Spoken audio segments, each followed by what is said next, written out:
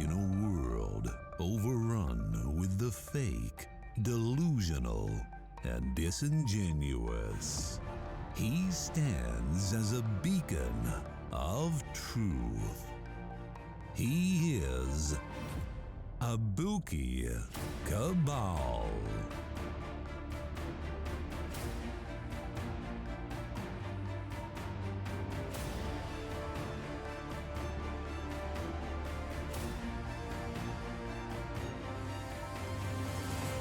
You are listening to Abuki Cabal. Welcome to the Abuki Cabal Show. What's going on, everybody? Welcome to the show. I guess we just can't get around this show that's just been all over the airwaves, with Miss Eboni here. Talking about how she can't, see herself with an average guy, regular Henry, just guy that drives a school bus. And that's unfortunate. A regular old guy, can't find himself, with a woman as attractive as her. He has to own the school bus, or he has to aspire to be, the greatest man in the world. Even though the odds are against, the majority of men out there holding positions, that large, or that substantial. But for some reason, every woman out here thinks that every man who aspires to greatness can be in that spot. Like there's a million spots up there for a million presidents or a million kings. It's just crazy. It's like they go to school, they have these high degrees, but then they have no appreciation for how few top spots there are. But I don't know. I just find it hard to believe that these people go to and make it through these advanced degrees and still are as ignorant as they are about things like that. But hey, we're gonna try to work our way through it. But if you guys could take a moment to like, share, and subscribe, and hit that notification button, because my notifications still are not getting out apparently. So we'll just keep doing what we're doing. But I guess we'll go ahead and we'll get into this. And hopefully my sound is okay. Somebody complained last time, said that couldn't get my sound right. It was too loud, or really didn't go into what was wrong with it. But let's see what we can do here.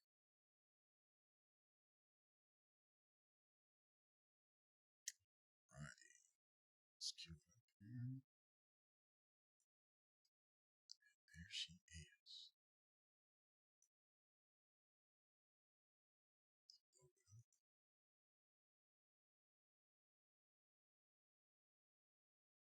Vanzant, we are so blessed to have you here with us today on the Griot.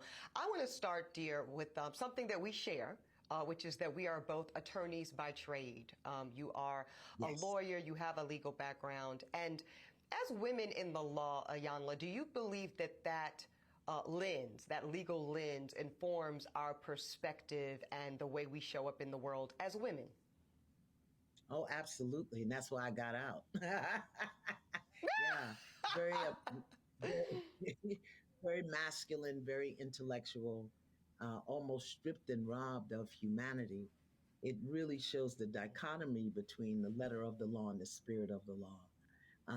And for me, it just didn't feed my soul. And so I had to get out. I feel that, and I do feel that I might have heard on a date or two, Iyanla, that we are not in a courtroom, Eboni. You can put the gavel down, and I do, I do feel it can spill over into the way I show up in my womanhood. Yeah, I could see how it could spill over into your womanhood, as if you don't have any womanhood at all. And look who appears to be more feminine in this interview. I mean, who appears to be more abrasive, more hard in this interview. I mean, this is a prime example of how some women don't know the difference between attractive, beautiful, pretty, and feminine. You know, you can be all of those other things and not be feminine. You know, and I think, unfortunately, Eboni has taken the road that has led her down the path of emulation of men, because she thinks that in order for her to have any respect in life, to have any success in life, she has to act like a man. And as you'll see, as this interview goes on, she was very offended by Iyanla talking about women who were essentially men in skirts, and she is one of them. And she knows it. Every interview that she's in, the way she talks, the way she carries herself, she's beautiful. But as soon as she opens her mouth, she's a dude. She's an aggressive man who is, pretty much beautiful, but is not somebody that you would not, that you would want to engage with in conversation or sit across from in a meal, and it lead to some sort of sexual interaction or cuddling. You know what I mean? So I see her getting that quite a bit. And just from this, I see her, as long as she's not talking, it's like, hey, I could see being very attracted to her. But through the course of this interview, it's a turnoff. It's an extreme turnoff. And I can see how she is single and has remained single throughout her adult years into her 40s. Which is really the center of this conversation today, Iyanla. We want to discuss masculine energy, feminine energy. I do want to start with kind of a news framing, which is that women's rights across the country, especially Black women's rights, they're under attack. Lots of laws are banning abortions. They are regulating what we can and cannot do with our bodies. What do you think happens for Black women when this type of siege is at play and we don't feel we have anyone to protect us? Right. Well, the first thing I think we do is we go into anger. We go into anger without a clear ask. Doesn't make sense to be angry unless you've got to ask. What is it that you're asking for? People can say anything in the world, but that doesn't mean that they get a right to do it. It doesn't mean that they get a right to affect you. But because so many of us are programmed and conditioned and educated to think like men, we respond like men. And when I mean men, I don't mean two-legged beasts. I mean, I mean in the masculine energy, and it becomes competitive, it becomes aggressive, it becomes againstness, and that's not who we are as women. It just isn't. See, and that's the thing that women don't understand. That when you tell women, when we as men are out here talking to these women on TikTok and YouTube, and we're telling these women that we're different, and Iyanla is explaining to them how we're different, and we explain it in the same way, and they can't accept it. They want to say that, they want to be exactly like us in order to get the same result as us. And you're not going to get the same result. It's just not going to happen. Men are not going to react to you in the same way as they react to men who are giving off the same behaviors. Okay. So it would almost be like a human quacking like a duck, and then the duck flies up and sees a human quacking like a duck, and it's confused. That's what we do as men when we see you talking like a man, acting like a man, and expecting us to respond positively to you acting like a man. It doesn't make any sense to us. But you are expecting it to make sense to us, and it doesn't. And she's trying to explain that to pretty girl here. And even though she's highly educated and she's been around all these people and she has all of this this experience on television, and she still doesn't get it. She's still gonna live out the remainder of her life unsuccessful, even though she's highly successful in all of these television programs and all of her jobs and being a lawyer and all of that. But she's gonna be just like Halle Berry. She's gonna be a beautiful woman that everybody's talking about. Oh, she's so beautiful, and she's hopscotching from man to man. No success in any relationship. She's already on programs talking about how to choose a sperm donor. You know, so you're not good enough to find a father to your child, so you're just gonna go and get a eye dropper full of sperm so that you can do a science experiment and make you a kid. You know, can't do it the good old fashioned way, because you can't stand a man, or a man can't stand you long enough to stay with you in order to do it the right way. You know, you're so set in your ways, and you think that you're so much better than any man that you come across that you can't cooperate with it. But you blame it on the man and not yourself. You take no accountability for making yourself uncooperative, impossible to deal with. But let's move on. And I think for Black women, particularly for us, the way that we've been programmed and conditioned and educated in the society to expect less, to accept less. Look at her eyes. Look at her body language. We've been programmed. And see, at first, it looked like she was getting it.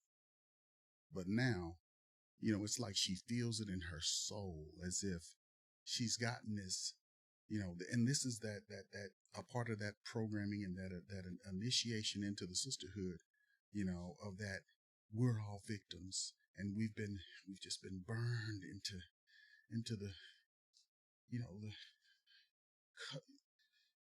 just this all encompassing entire life experience of every woman who has ever been damaged, cheated on, affected in any way by any negative thing. Every woman that you ever encounter will have taken on some of that, as if it's some sort of emotional contagion that sticks on them like a bomb, wrapped in peanut butter. Think back to every time that you've had some story that they come across. It's the same story. And then if you pin them down and you say, well, have you ever encountered that? They'll say no. But some woman somewhere has dealt with that. And I heard about it. And I'm supposed to take that and run with that and say, okay, well, hey, I should respect that. And say, okay, you know. It's sickening. It really is. Let's listen to this. To be angry and to complain, but to not really step into our authentic self, our authentic power as women, and create what we want, even if that's create the demand. Oh, no, not here, not today. Yeah, and I want to say something about that too. Our authentic selves. Do you get the sense that, you know, you see this look that she's giving, that Eboni's giving on here, and this pinched lip thing, and this tension in her face? It's a mask. It's not real. That's not who she really is. She's not up here just having a conversation. You notice how when she goes to the Breakfast Club and she's sitting there, she's talking to the guys, and they're just sitting there and they're just having a conversation like they're talking to their mom. You know, she can't have that type of comfortable conversation because she's afraid that she's going to let go and not hold some guy accountable for something that, she feels like the sorry man should be held accountable for. You know, and you see it. It's all over her. But then on the other end of it, she calls herself being an advocate for Black men and for the Black community and all of that, you know, and you can't be both, you know, but she's struggling to be both, and it's wearing her out. It really is. And you see that. It's wearing her out. She's wearing all of that. She's carrying all of that baggage.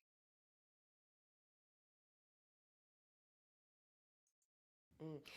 Okay, I hear you She's articulating, Iyanla, this masculine energy traits, the competitiveness, the assertiveness. Tell me how you would frame Aggressiveness. feminine traits. Aggressiveness. Aggressive. Okay. Grace. Aggressive. Yeah, aggressive, not assertive. It's okay for a woman to be assertive. Grace, Mm, first of all. I think we've mm, lost our grace. We move in such a harsh and hard way. Grace, compassion, um, nurturing, nourishing, mm. elegance. How about majesty? How about divinity? How Remember compassion. Remember compassion. Remember that word, grace and compassion, and all of these soft words that she's talking about as we move through this.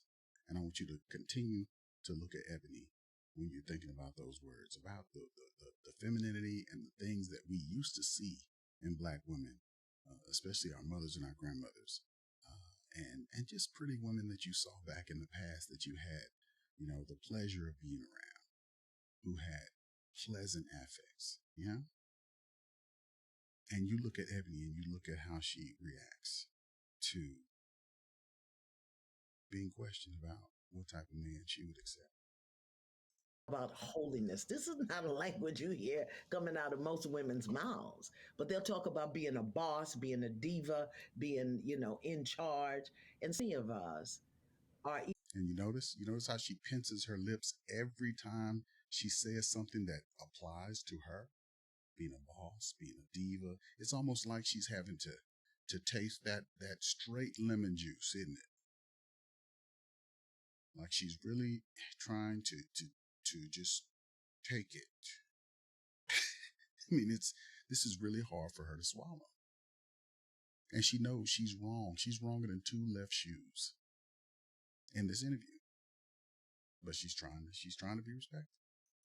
Either not seated in our throne as queens, or we're in the throne and the crown is crooked, meaning we're in the Mm. throne and we don't really know how to hold that place without the masculine aggressiveness and demanding and attachment. And it's killing us. It really is. So, in a recent interview with our dear friends over at the Breakfast Club, that went very viral for very good reason, you said that women are being trained to be men in skirts. Yeah. I will acknowledge, I will say I was triggered. I was a hit dog, and I hollered to the entire production team to get you here today, because I actually think you're right. I think you're right, Iyanla. I do think that I'll just speak for myself vulnerably.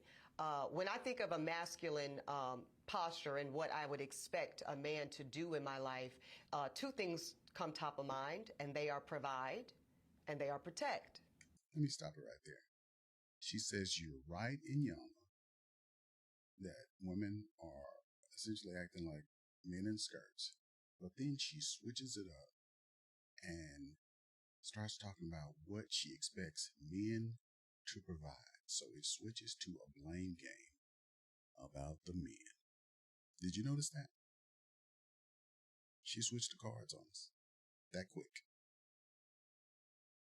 So flips the victimhood that quick. So let's see what happens next.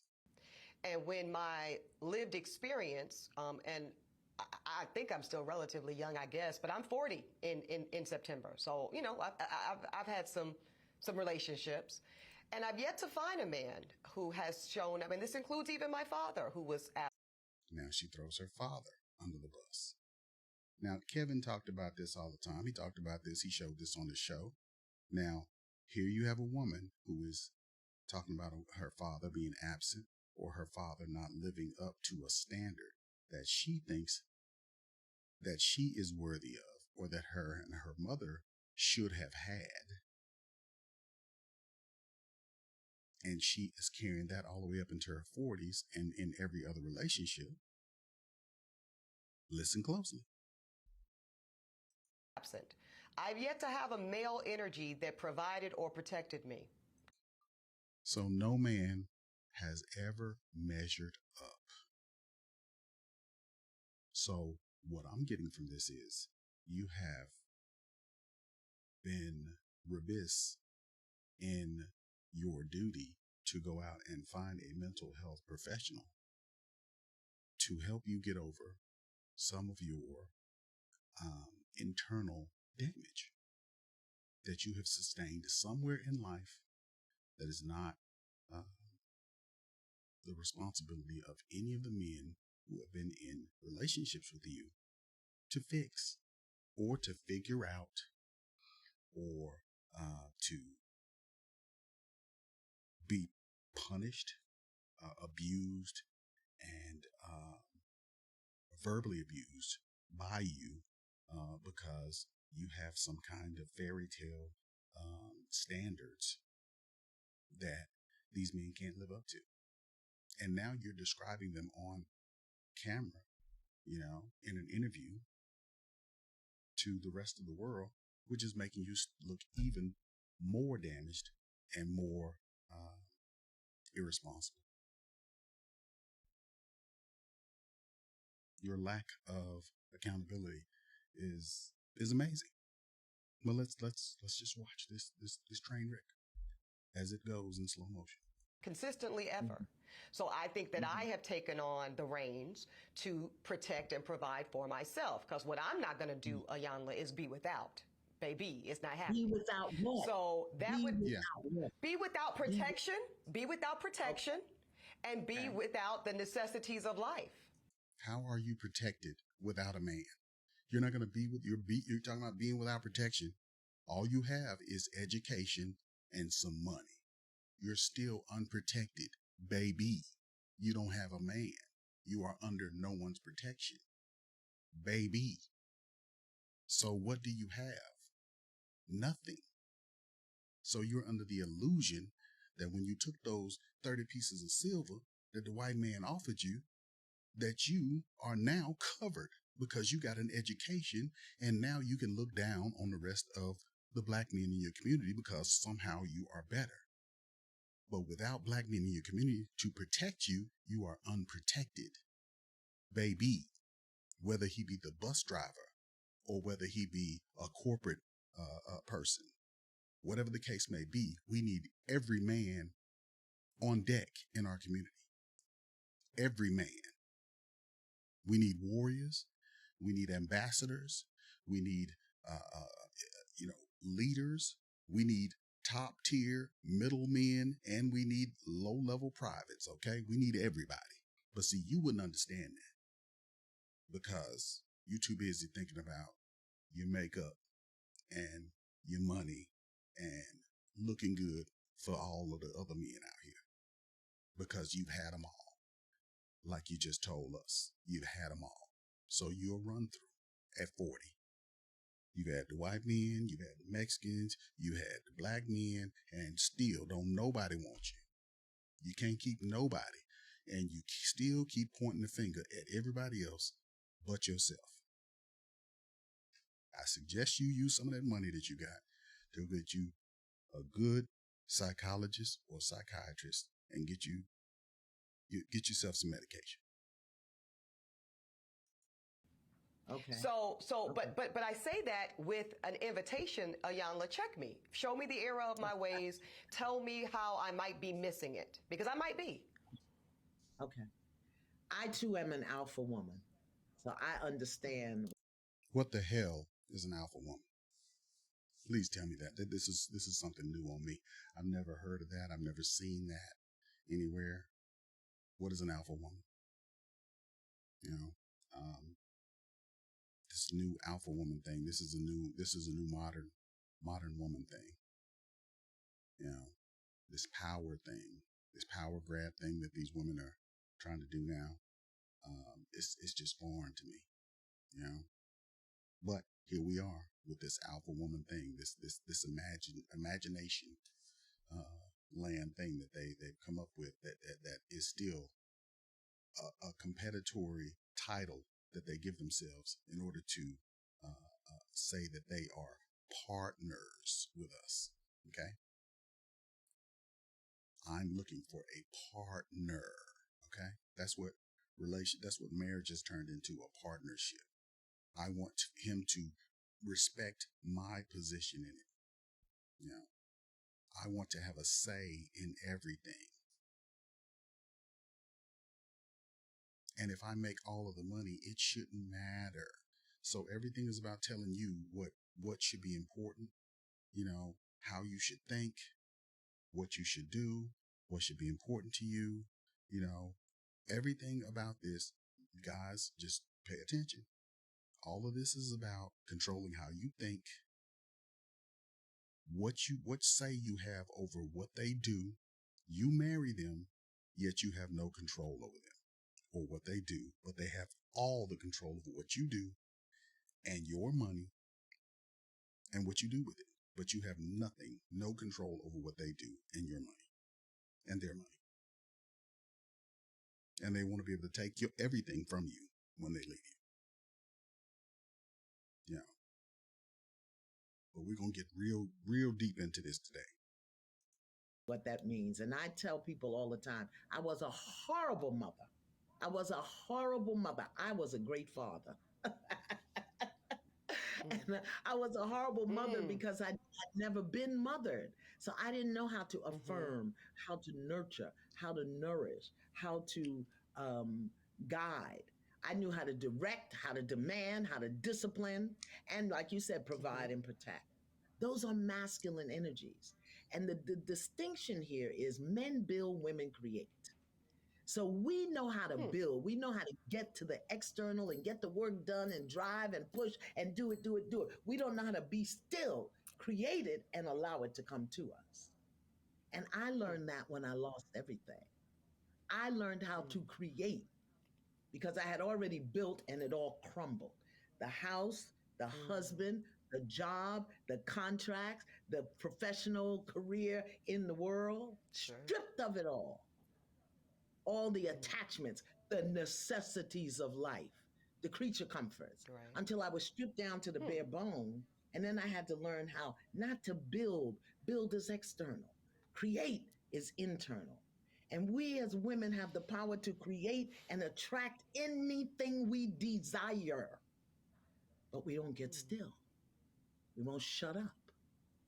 And we manage everything through fear, control, and survival. And intimidation. Notice how women try to intimidate us. But they always blame us, trying to say we're trying to intimidate them. We're trying to use the patriarchy against them. You know,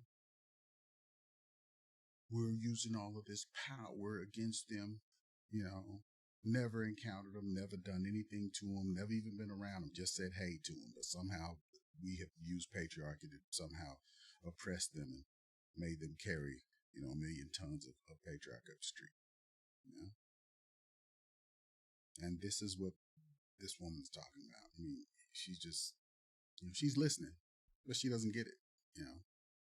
Her inner turmoil and hatred towards the thought of the men that she's been with and the men that she's going to encounter is just, it's thick. It's thick and just so visual on her face. And it's sad. It's truly sad.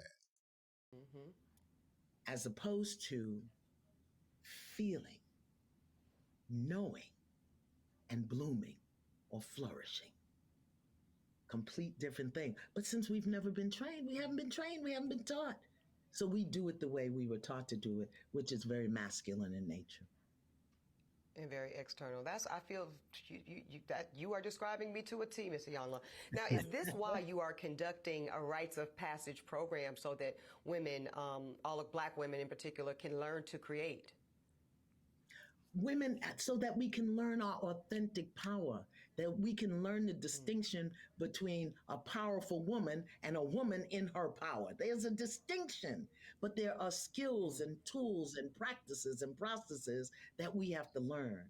At every age, the 20s have a process, the 30s have a process, the 40s have a 50s, 60s. We each have a process. And if you don't learn your 20 process, you're going to be doing it at 50. If you don't complete your 30 process, you're going to be doing it at 60. So you don't know how to be soft. You don't even know how to be a woman. You don't know how to present yourself as a woman. You don't know how to be, you just don't even know how to be feminine. You don't know how to be quiet. You don't know how to go in and with a command presence and draw men to you. You don't have to be buck naked to draw men to you. This woman is beautiful. She don't have to show any cleavage. She doesn't have to do anything. All she has to do is just be. And men will come to you. All you have to do is learn how to have a conversation, a soft, vulnerable conversation. But see, that's too good. Nowadays, that's, I have to dumb down my personality to make you feel, big and strong and blah, blah, blah. They'll make up some bullshit for you to feel like you're somehow, dumbing them down in some way by just being yourself. Trust me. And this is why men are just getting sick and tired of having to encounter this type of shit, And so herein lies the question, would you want, this lady is she's about a 9. Yeah. I dare say a 9, maybe a 10, seeing the body. I mean, yeah, she's a 9 or a 10. And then I have to ask yourself, ask you guys, is this the type of woman that you want? Do you want to put up with this type of shit? Because this is what you're going to put up with. She's going to put her job above you. She's going to put her looks above you, all her other interactions, everything else above you, and you're going to come second. Her success is first. Her education is first. Her presence in the community is going to be first. And you're second. So she's going to introduce you like you're a husband. But it's going to be like she's introducing you like you're her wife. That's what it's going to be like. Trust me. I see it. I've seen it. So I could, keep going. I don't know if there's anything else relevant in this. But she's talking about her school and everything and how she's teaching the girls how to be soft and whatnot. And that's okay.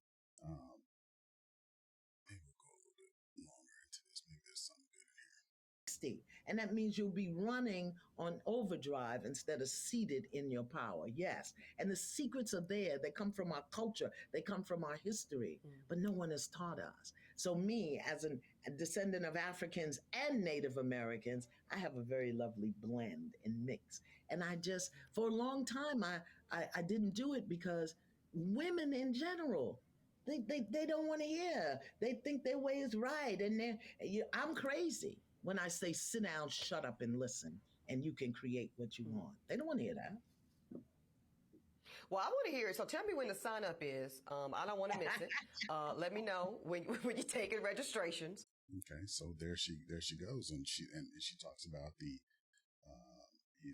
what she's encountered when trying to talk to these women about changing their attitudes and how they interact with men if they want to be successful when they get with these men, when they're out trying to have relationships. Okay. And this is what she's getting. She's getting this abrasive,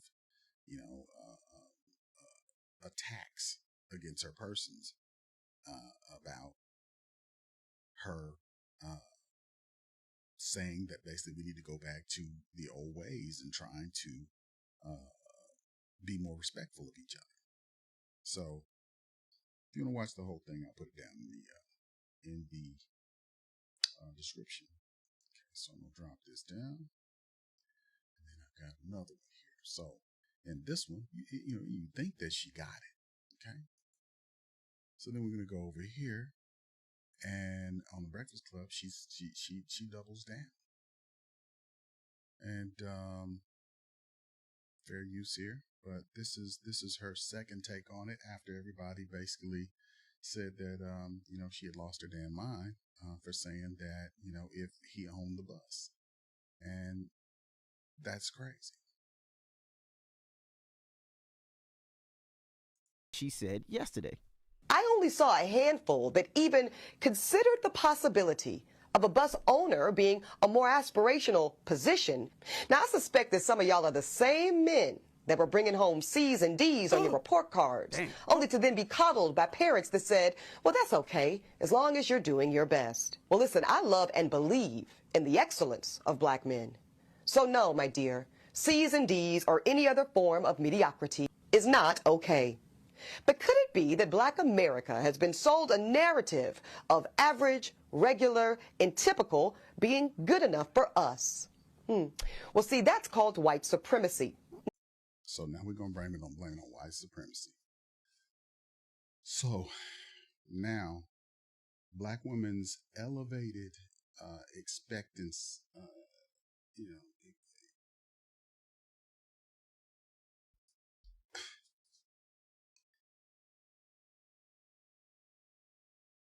black women wanting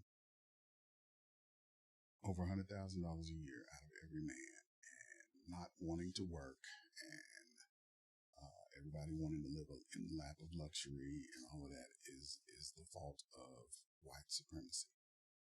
Make that shit make sense. Okay.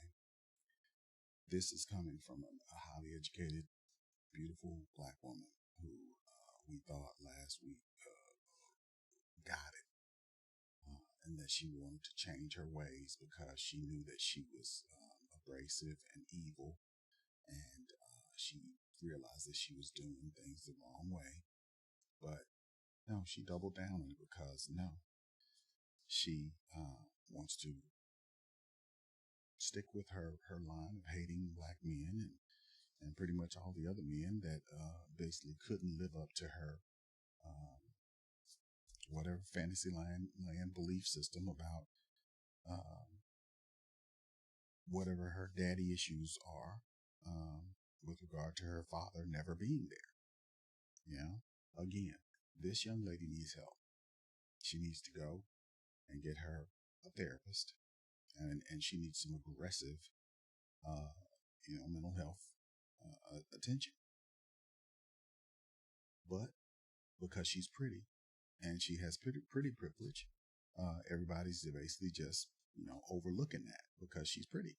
So she's going to go her entire life with these problems until she's all gray-haired and used up, and then maybe she'll get it, But it's unfortunate that these women go their entire lives all jacked up, and then they get it right 2-3 days before they get ready to go in the nursing home, and then they figure it out. Well, let's hear the rest of it. No, average is not and will never be good enough for me. And the gag is, I don't think it's good enough for you either. Yeah, so let's encourage the rest of the women to be jacked up too. Ain't that some shit? So that's what you're getting, guys, if you want, a 9 or a 10 who puts everything, everything out in front of your relationship, her relationship, everything else. She just wants to make that money. She has the mentality of a man. She presents herself like a man, She presents her resume when she's trying to get with you, Oh, I'm the head of a Fortune 500 company, and I own a $1 million mansion, and I wear top dollar briefs underneath this pantsuit, So, that's what you're getting. You might as well be getting you a transsexual because that's what you get. You're getting you a dudette. That's what you're getting. A Mangela. Because, that's not attractive. Some guys may find that attractive. They may want a high-powered business partner like this young lady, but I don't find that attractive at all. And I hope that she is surrounded by crows on a park bench with a bag full of crackers and a Starbucks coffee and a long coat with some dark glasses, trying to figure her life out by herself in her old age. Okay, so let's move on. All right, so I'm gonna move on from here, and I didn't even let you guys get to the good part about the damn if he's owns the bus. Shit. Maybe I'll go back. Okay, let's go back. See if we can get to owns the bus. Because I am Right now. curious. Yeah. I had a very lovely single black mother, and I'm going to get to the statistics on single black motherhood and family life. But she was, by definition, more of a father figure in terms of providing and protecting. And I think that's very common. So according to the U.S. Census, Iyanla, 23% of households in the country are single-parent households, and we know 80% of them are led by women. How does this affect the child? Both little girls, little boys, non-binary children. How does that frame their expectation? We know, and she knows. The data is out there. Why didn't you just go ahead and just pull the data up and shows that it means that those children are going to be highly unsuccessful in everything after that. Education, their emotional lives, their productivity in their social lives. Everything's going to be affected by them being raised by a single mother. But yet, single mothers continue to bring them into the world because that's what they want to do. Not because men are leaving them and all that other kind of bullshit. It's because they're running these men away because they have attitudes just like you. Of women when the mother is in It charge. all depends on what the mother or the woman demonstrates about being a woman. If she's demonstrating that it's hard and it's rough and nobody's helping me and I gotta do this and you gotta do it this way, then that's what the children are gonna get. If she's angry because she's alone, if she's desperate because if she's not conscious, if she's not careful. I mean, when I look at the damage that I did to my children, not being clear about who I am as a feminine expression of the chief architect and creator of the universe. Now watch her face and we'll see how her mother handled things. When I understand that I didn't know that and how to tap into that and the damage I did to my children who I love with all my heart. As soon as I discovered how off I was, I confessed it to them and asked them to watch me as I rebuilt who I was. And I'm still very alpha, but I'm in my throne and my crown is straight. Okay. I'm looking forward to straightening my crown, Dr. Iyanla.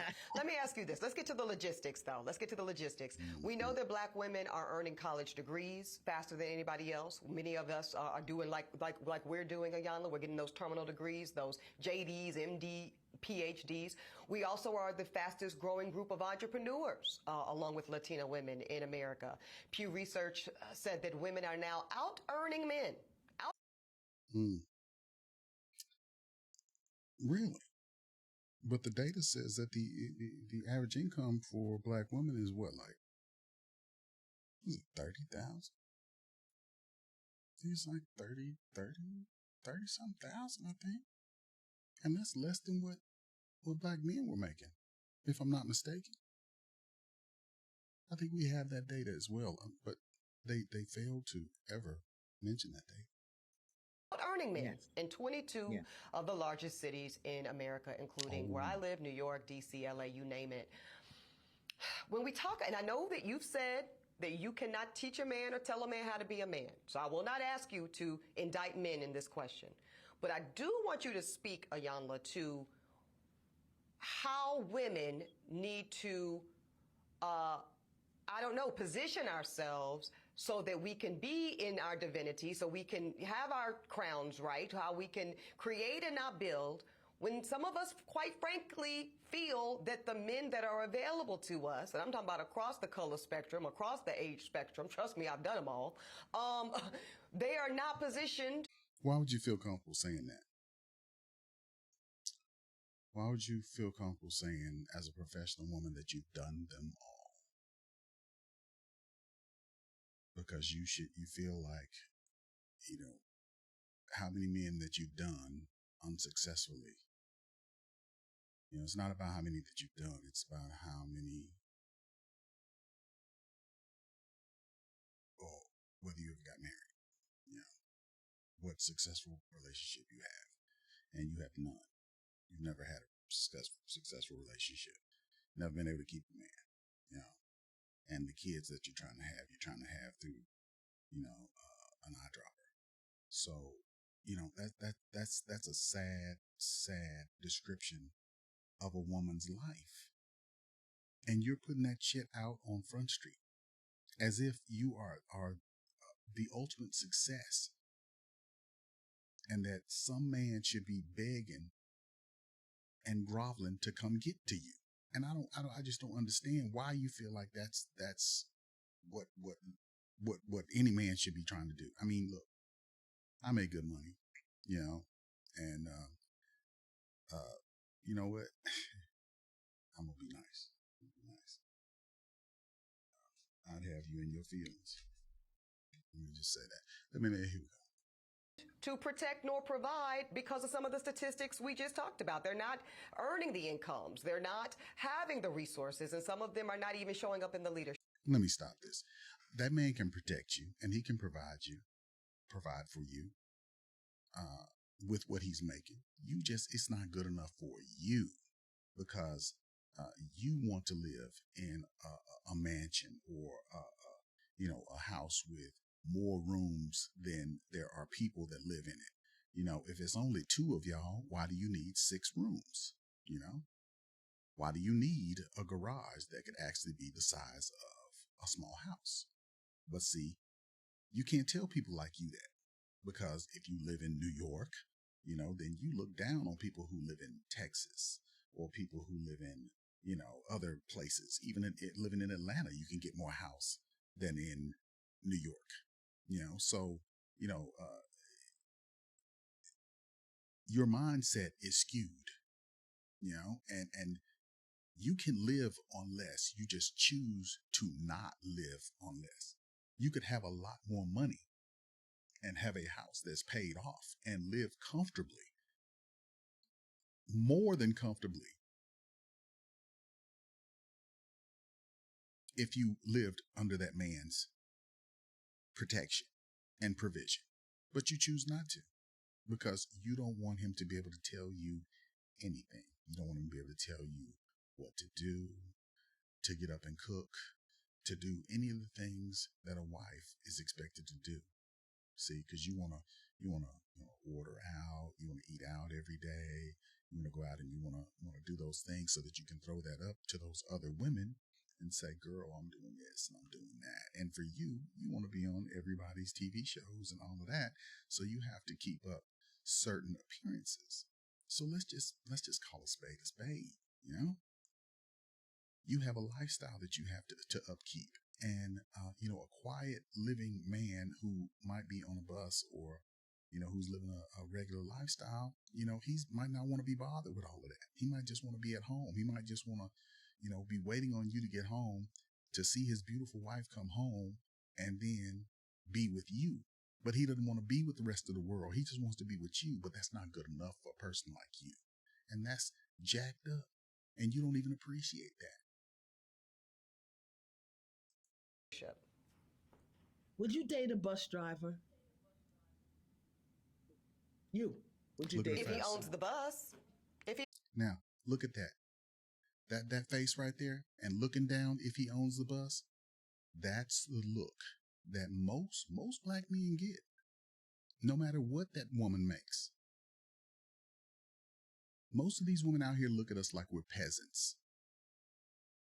That I'm a queen shit, that's what has made most of these women out here look at us like we're peasants. No matter what we make, before they even know anything about us, they think that we're peasants. They think most of us are ugly, that we're not attractive, you know. The white man is the standard, you know. So, you know, they say a lot of things on these, you know, on YouTube and on these programs and stuff. But what they really are thinking, you look at what they write. What they write is closer to how they really feel. And then when they get on on some of the looser programs where they can relax a little bit, that's when they really, really just let their hair down and they tell what they really, really think. And that's when they get really grimy, you know, and that's when they let their nappy hair show, right? So, and this lady here, she's let him show, let it show quite a bit, but she's telling you the truth. Yeah, if he owns the bus, but you know, I think it's even worse than that. But she really thinks that she's better than most Black people. You know, and that is a shame. That is a shame. Now, I think this goes into some of that colorism, you know, too. Here you have one of the fairest people on here, and she tends to be out on Front Street trying to advocate for some of the more or less fortunate of us, I'll say, without getting off into the other, you know, aesthetics. So, and that's what they think about us, you know, and that's more something that we keep internal. But you guys know what I'm talking about. You know what I'm talking about. But she's showing it in her face. She's showing it by what she's saying. She's disgusted by what she just asked her. How dare you ask me would I date a bus driver? That's like asking me, you know, hell, would I drive a Toyota? You know? I mean, it's just like some things they just think that's just beneath them, you know? But in truth, you don't need that much. You don't need all of that to have a good life. But these people they're living in a delusional state of mind. He owns No. it. If he owns the bus, See, that's a problem. That's a problem. That's a problem. Okay. Because the Mm-hmm. And she thinks it's funny, but it is a problem. It's a problem. You have a serious problem, and I mean it. This woman needs some help. She needs some psychological. She needs some counseling. She needs some therapy. She needs some intensive therapy, about a year, to really get down to the root of what's going on. Because she needs to find herself, because she's got a lot going on, and I think Iyanla knows it too. standards and requisites, and I'm not talking about him laying on his sofa playing video games all day. I'm not talking about that. But the standards and the criteria that we use to measure men is off for who we are as women and who they are in this society. I would date a bus driver if he loved driving the bus, if he was a man of integrity, if he was good to his mama, if he treated me well, I would date a bus driver. But we think that it's another human being's responsibility to give us what we need instead of us building together. I can build with a bus driver.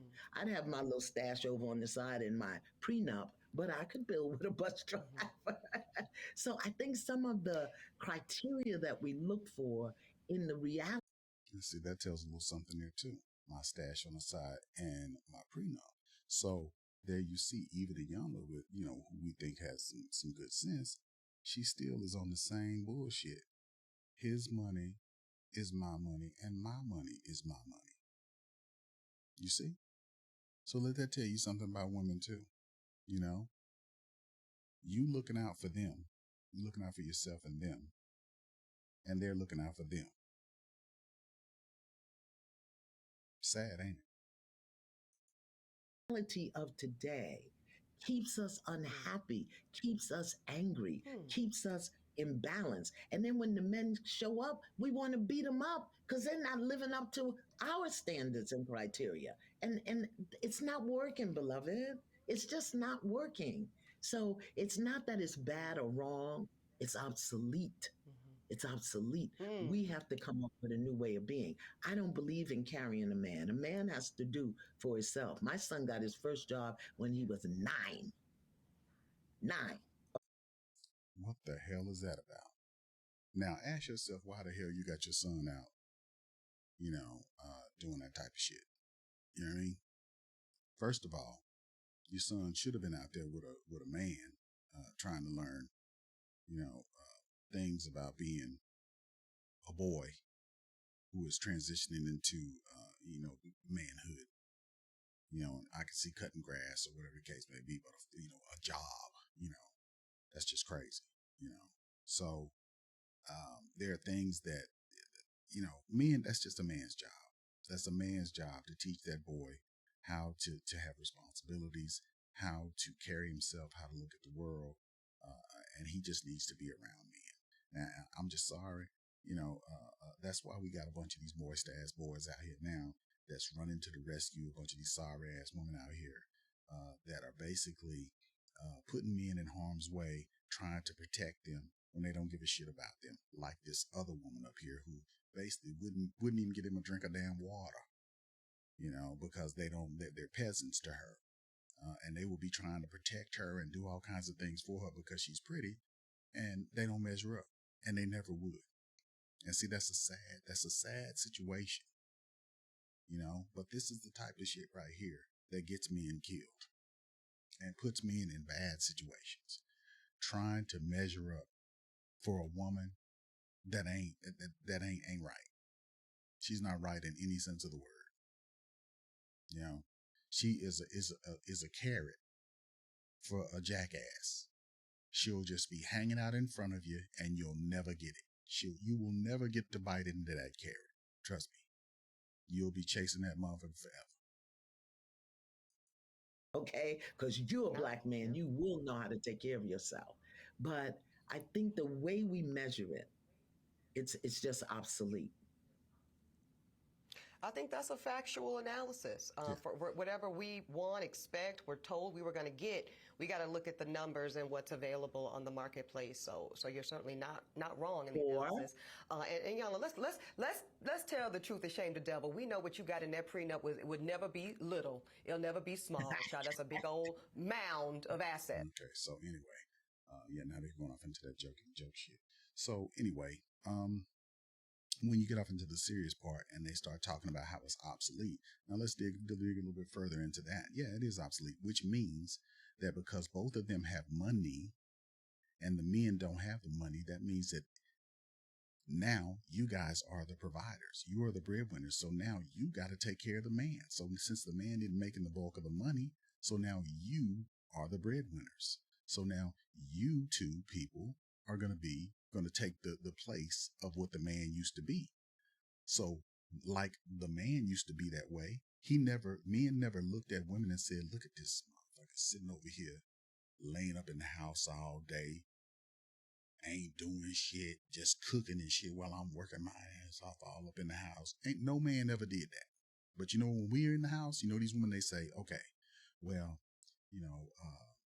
it doesn't matter, if I make all the money and, he doesn't make as much as me, that's fine. He can just, he can just do whatever he does. But you know what? That's bullshit, because it's the minute that you up in the house and you're at home, you're working your little job, you're at home, she's working hard and you by choice, and then you're at the house, you chilling and shit, she comes in the house, she sees you in the house, it's going to be, look at this motherfucker. Ain't it some grass to be cut or something? Don't something need to be fixed or something? She gonna find you something to do. She gonna find you some man shit to do. I guarantee you that. Because women don't like to see us idle. They don't like to see us idle. Women are like overseers. They want you to fix some shit. Fix some shit or pay for some shit. At all times. You are not supposed to be resting. So if you're not doing that, then the next thing is going to be, you sorry.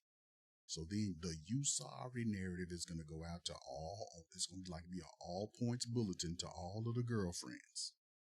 Because you're at home all the time and she's making all the money and all of this other shit. Even if you're cooking, you're keeping the house clean, you're taking care of the babies, you're rubbing her feet at night, you're making everything soft and taking care of everything for her, it still ain't good enough. You know why?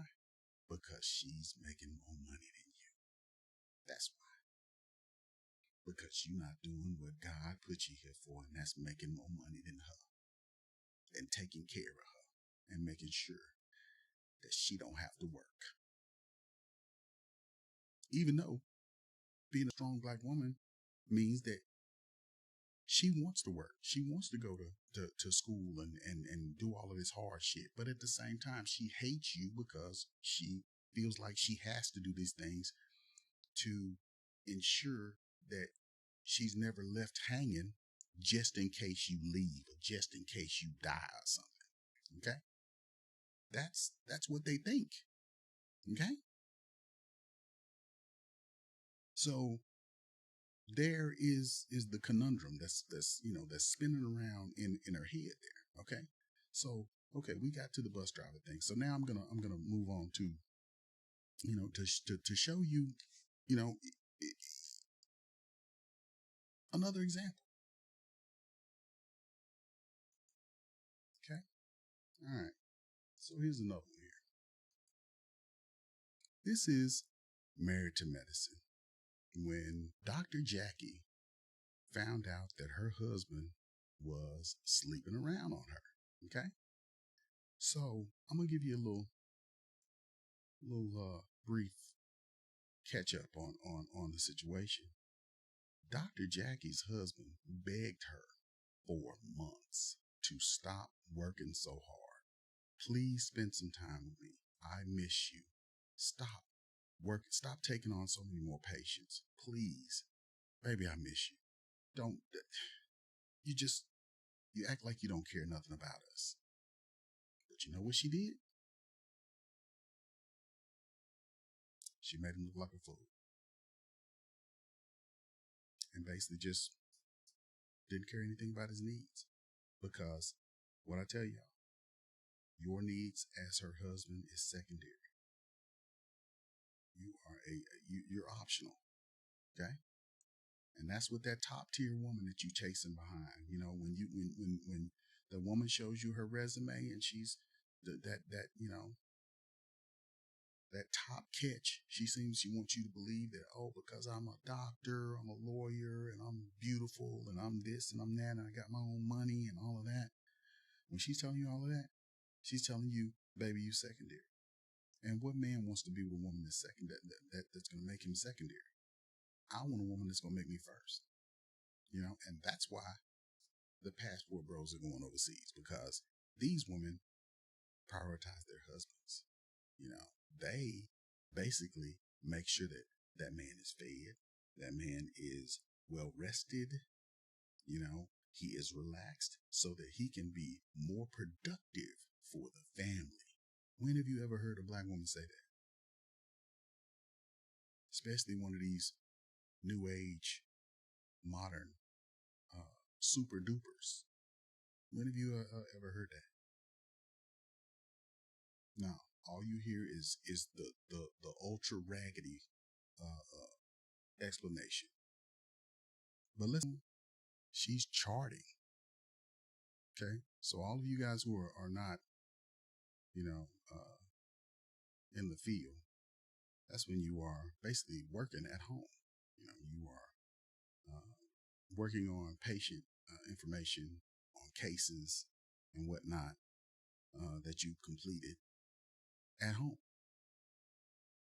So it's documentation so that you can get paid. That's what she's doing. Because she doesn't have time to finish that shit at the office, so she takes that shit home.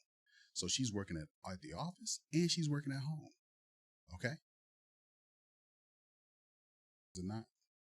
And then she telling her girlfriend, who is also a physician, that basically don't come talk to me over and over and over about, something that I done already told you that I'm not going to stop doing. So basically don't tell me what to do. And I'm going to continue to do what I got to do for my practice and, pretty much whatever. So when Curtis wants some time, Curtis can't get no time. So what is a husband supposed to do when he can't see his fine ass wife? When he wants to have some sex with his fine ass wife, what is he supposed to do? But see, this is when these women tell you, well, there's no excuse for you to go and cheat. So this is what you called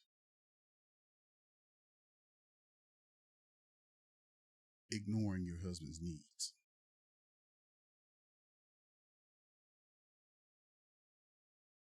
And listen to all this now. She fought off breast cancer twice, yet she still doesn't appreciate what's important in life. Her husband is trying to spend time with her, yet she would like nothing better than to chart. She lost her baby. Her husband is trying to spend time with her, yet she would like nothing better than to chart and to work when she's off and when she's at home. So all he sees her doing is being in front of a computer and endless charts, looking at the back of her head, and her in some, some boy shorts and some little sleep clothes. That's all he sees. And she didn't think he was going to go get him some young tender that was more than happy to be around him. Now who's being selfish? She's a victim. How is she a victim when she's basically taking everything out on her husband and not spending time with him? If you're hurt about the child and about the cancer, why didn't you go into counseling with your husband and y'all go into couples counseling so that y'all could get over this, rather than burying yourself in the work and neglecting your husband? Now, this is a medical professional. This is a person who should know better. Okay? And there's another medical professional in front of her telling her, and she still ain't listening. Okay? Now, you got all this school, and you still acting like you're not processing very well. Okay? And this is further evidence of why would a man want this? Why would you want a woman like this? Why would you not just go for a woman who is dumb and pretty and young? Why would you not? I was talking to a friend of mine, young lady. She said her mom said, why would a man, be with you, some old chick, who basically is, burnt out and shit, instead of a young woman who's pretty, who has energy, and who wants to be with him. And that's the same thing here. Why would a young woman not want to be with him when, he got a burnt out wife here who's basically ignoring him? He's got money, he ain't a bad looking dude, Why shouldn't he go out there and enjoy his life? He's older. I mean, look, he could die anytime. He shouldn't enjoy his life. You could have died at any time. So you're doing what you want to do, but he's not supposed to live his life the way he's supposed to enjoy his life. What about his quality of life? See, there's selfishness in here, but these are grown folks. Grown folks should be having grown folks conversations. This is why men had multiple wives,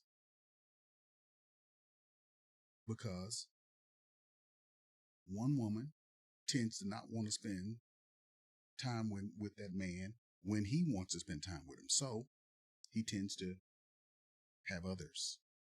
Okay? But no, women want to be selfish and say, no, I want him all the time, even though I don't want to spend no time with him. I just want to have him over in the corner and look at him. What the hell does that have to do with anything?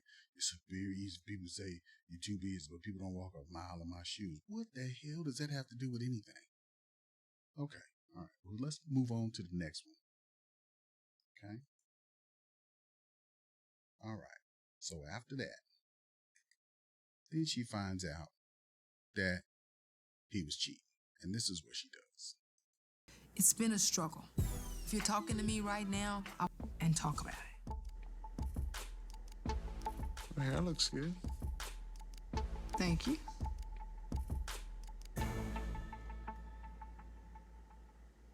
You locking the doors at night? Yeah, I lock the doors at night. See, This man still loves this woman. He still cares about her. He's still worried about whether she's safe or not. He's not living at the house. He left the house. He got caught cheating. One of the other doctors, found out that he was cheating and turned him in and shit. So, she finds out he's cheating. And what does she do? She's going to make him suffer. Never mind that he was begging her to spend time with him. She's going to make him suffer. Watch. Messed around on all her business. It's all out in the practice. So her husband is humiliated. But she's talking about how she's humiliated. That's when you stick the knife in and you twist it. And this is when she's not taking any accountability for her part in making this happen. She pretty much drove him out into the streets. And this is a part of when people love things and having things and don't pay attention to the people who live inside of the things that they've appropriated. They're slaves to the things that they pay for. The houses, the cars, and all of that shit, but they don't do upkeep on their husbands. And, the kids are just in there. People are just passing by each other inside of these places.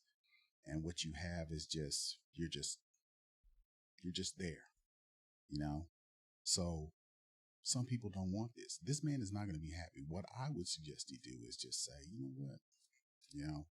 It was good while it lasted. I'm fixing to go over here and I'm fixing to go on, kick it with this, this young chick.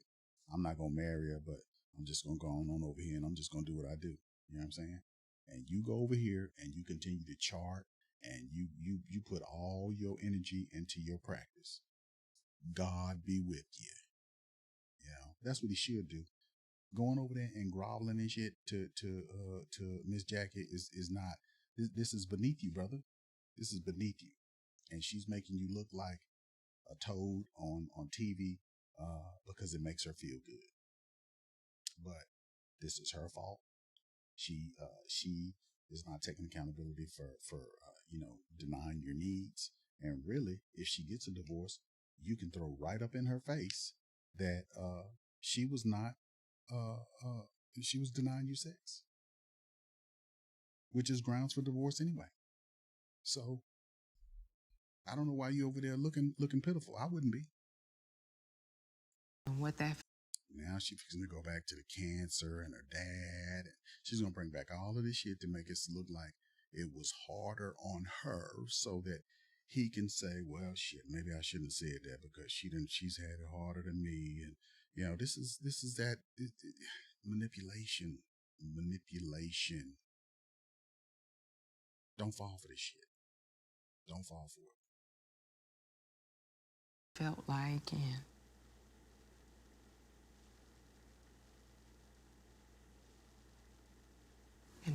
Okay. Now she throws in there that him messing around was worse than breast cancer and her not being able to have kids and all of that. But she threw her career in front of her marriage. Her having kids was in front of her marriage. Her inability, to have kids was probably hindered by her job as well. Her breast cancer, all of that was hindering her marriage as well. Which she acts like he wasn't going through anything, possibly losing his wife and him not being able to have any children. He was not affected by that. She's just acting like it was just all on her.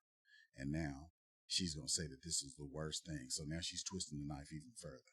If I was him, I'd get up and I'd say, well, you know what? I'm sorry. Maybe this was a bad idea. And maybe I was wrong.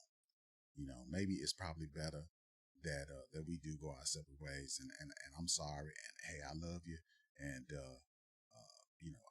I only wish you the best, and hit them bricks. But all this begging and groveling and shit, it's just like she's coming up with more and more stuff for him to beg and grovel for. I wouldn't do it.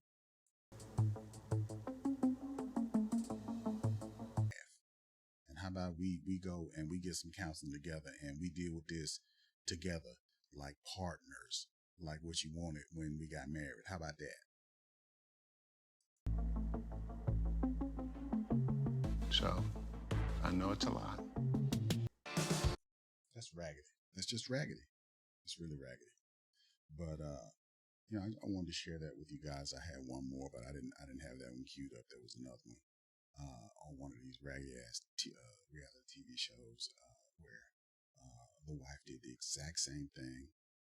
She was on a show and she was doing real estate, and husband's begging, hey, spend time with me. And she's not wanting to spend time with him. And he is still, doing without and trying to, asking her to do certain things in bed with him. And she's, saying she shouldn't have to do that and this and just, making all kinds of excuses. So he ended up cheating. So, she started threatening him and stuff, talking all this. And so he basically, he stood up to her and ended up, pretty much the same situation. They ended up breaking up and everything, but she took no responsibility for what happened. She just basically said she had to work and she had to do all of these things and he should have understood and he should have just did without. So then I ask you again, guys and ladies, why should a man do without? You guys don't want to do without nothing. Why should a man do without sex and intimacy and just overall being with you when that's what we get married for? We get married to be with you. We get married to spend time with you. We get married to stop chasing coochie. Only to get married and not to get none. Yeah? So that math is not mathing. So, I took you all over the place with this, but I had to cover a whole bunch of bases with this. But I want you guys to, think about this, and tell me what you think, and tell me if you think that Ebony should get the raggediest of the raggedy trophy, and I think she should. I think I'm gonna start that out, a new award, the raggediest of the raggedy.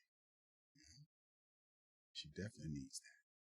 But you guys have a good night, evening, day, whenever you're listening. And don't forget to hit that like, share, and subscribe button and the notification button. And I will see you guys next time.